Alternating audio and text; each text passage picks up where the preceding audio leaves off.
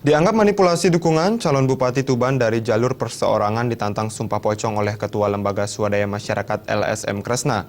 Selain melaporkan terkait manipulasi dukungan, LSM Kresna juga melaporkan calon Bupati petahana yang dianggap telah memalsukan dokumen berupa ijazah untuk meloloskan pendaftarannya di KPU Tuban.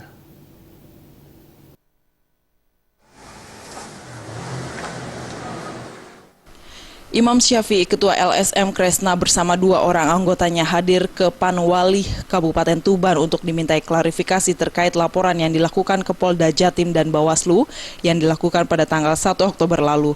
Imam Syafi'i menilai ada beberapa kejanggalan terkait proses tahapan pemilu kada serentak khususnya di Kabupaten Tuban. Salah satunya adalah validasi dukungan yang dilakukan oleh calon Bupati Zaki Mahbu berdampingan dengan Dwi Susantin Budiarti yang maju dari jalur perseorangan. Pasangan calon nomor urut 2 bernama Zadit ini dianggap telah melakukan manipulasi dukungan secara tersembunyi dan terstruktur sebab LSM Kresna menemukan banyak keluhan warga yang telah dimintai KTP oleh seseorang namun tidak mengetahui kegunaannya.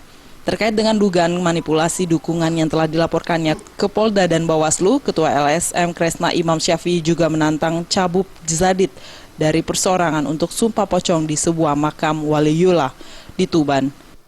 Beliau memang menyatakan dukungannya itu benar, tolong dilakukan sumpah pocong di Sunan Bejagung.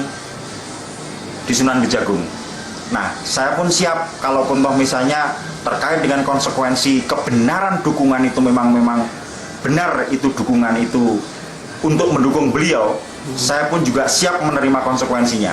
Tetapi kalau misalnya itu tidak benar, tolong Saudara Zaki maupun Saudara Zadit dalam hal ini untuk melakukan sumpah pocong terkait dengan dukungannya itu memang bahwa benar-benar dukungannya itu memang benar mendukung dia.